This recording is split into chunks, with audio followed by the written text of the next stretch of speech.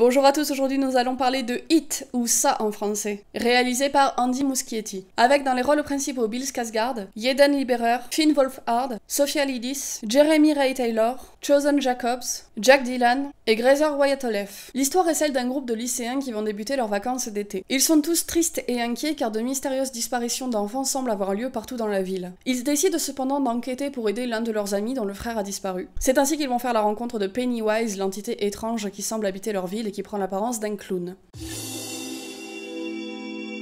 Au niveau de l'écriture, il n'y a rien de bien folichon, vous connaissez tous l'histoire, vous savez que c'est une adaptation de Stephen King, ou bien je pense que vous avez déjà vu les téléfilms originaux. Du coup, il n'y a rien de bien innovant ni de palpitant à ce niveau-là, dans le sens où ça reprend vraiment exactement trait pour trait toutes les péripéties. Disons que pour ceux qui ne connaissent pas, c'est bien car vous allez avoir tout un aspect découverte, et pour ceux qui connaissent déjà soit la nouvelle soit les téléfilms, eh bien il y a quand même un petit quelque chose d'original. C'est que ce film prend vraiment le temps de développer beaucoup plus les personnages. Du coup, ça donne un film qui est quand même plus profond et plus intéressant que les téléfilms originaux, parce que ça prend beaucoup plus son temps et ça développe beaucoup plus les choses. Donc là-dessus, c'est une vraie réussite. J'ai tout de même trouvé quelques incohérences scénaristiques qui sont un petit peu dérangeantes, notamment par exemple le groupe de bullies qui s'amuse à martyriser les lycéens, qui sont, je trouve, hyper manichéens et pas du tout inventifs une seule seconde au niveau de leur écriture, mais qui au-delà de ça sont incohérents, parce qu'il y a quand même un de leurs amis qui disparaît, pas une seule fois ils s'en inquiètent, pas une seule fois on les voit montrer un peu de solidarité entre eux, et vers la fin ils voient tout de même un de leurs amis sortir de chez lui couvert de sang et ils ne s'en inquiètent pas une seule seconde.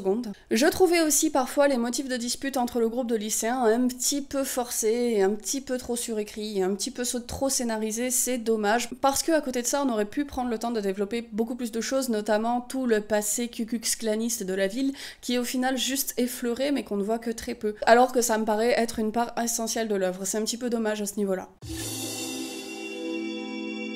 Au niveau de l'ambiance, je dois avouer que moi, quand j'ai vu les bandes annonces, ce qui me faisait le plus peur, c'était les jumpscares. Alors, je vais pas cacher qui y en a, mais très honnêtement, ça va, et je trouve qu'ils sont plutôt bien amenés. Mais bizarrement, je trouve que It a été vendu comme le film d'horreur de l'année, alors que, je trouve que c'est beaucoup moins un film d'horreur qu'un film de potes. Il y a des passages horrifiques, bien sûr, qui sont même en général plutôt réussis, mais de manière générale, ce qui prime, c'est plutôt l'ambiance buddy movie, où on va faire des aventures entre potes, et où chaque personnage va être un petit peu archétypal pour avoir une personnalité bien à lui et où on va choisir son personnage préféré. Enfin vraiment pour moi c'est le film d'ado et le film buddy movie par excellence. Ce que je peux reprocher de manière générale c'est que le travail d'ambiance au niveau de la relation amicale et au niveau de toute cette ambiance 80s et au niveau du travail des décors, des costumes pour nous faire revivre ces années-là, l'aspect nostalgique fonctionne hyper bien, mais l'aspect horrifique des fois prend pas assez son temps et il n'y a pas assez de travail d'ambiance au niveau de l'aspect horrifique. On tombe beaucoup trop finalement dans de l'action beaucoup plus que de l'horreur et c'est dommage. Ce que je trouvais intéressant, ceci dit, au niveau de la progression de l'horreur, c'est qu'au début du film, les scènes sont plutôt angoissantes et viscérales. Et plus on avance dans le film, plus finalement les scènes deviennent grotesques et caricaturales, parce que, à l'instar des personnages principaux, nous-mêmes, en tant que spectateurs, on commence à ne plus avoir peur de Pennywise. On évolue finalement dans notre peur au même stade que les personnages, et ça c'est plutôt intéressant comme progression. Le gros point fort du film, ce sont ses personnages et surtout le jeu d'acteurs. Il y en a certains qu'on avait déjà pu voir dans l'excellente série de Netflix Stranger Things, que je vous conseille énormément si vous l'avez pas vu, et qui avaient déjà fait leur preuve en tant qu'excellents acteurs. Mais il y en a dont c'est ici le premier film, et mon dieu, si jamais ils commencent comme ça promet une carrière fulgurante. Ils arrivent vraiment à être très justes dans leurs réactions et à doser les parties comiques et les parties horrifiques. Tous les personnages portent le film, et je dirais même que bizarrement, c'est le personnage principal qui est le moins intéressant, tellement les personnages secondaires sont attachants, géniaux, et tellement on a envie de faire partie de cette bande de potes et on a envie d'être avec eux.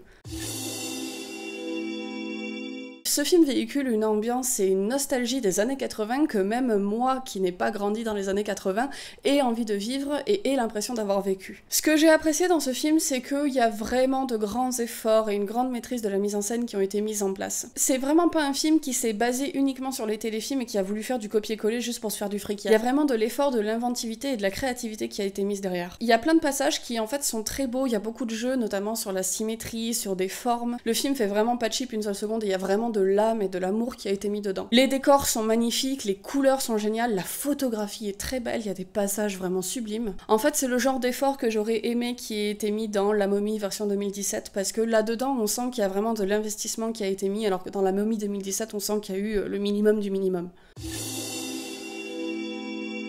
Le travail du son est intéressant, alors bien qu'un petit peu convenu parce qu'on pouvait s'y attendre, il y a des choses assez intéressantes, notamment dans le fait que ça reprend tout l'univers de la fête, les bruits de ballons, les bruits de fête, les bruits de fêtes foraines, les bruits des boîtes à musique, et que ça les détourne pour en faire des choses très inquiétantes et angoissantes. Alors évidemment, vu la tranche de Pennywise, on s'attendait à de tels détournements, mais c'est vraiment bien foutu. Ce qui est bizarrement, je trouve, le plus angoissant, c'est le bruit d'explosion des ballons qui sont très très forts, et je sais pas, quand on voit ces ballons arriver sur nous, on a vraiment l'impression en tant que spectateur que ça va littéralement nous exploser à la gueule. Ce qui est un peu le cas parce que quand le son arrive, il est tellement fort et tellement détonnant qu'on a vraiment l'impression qu'on est au cœur de l'explosion.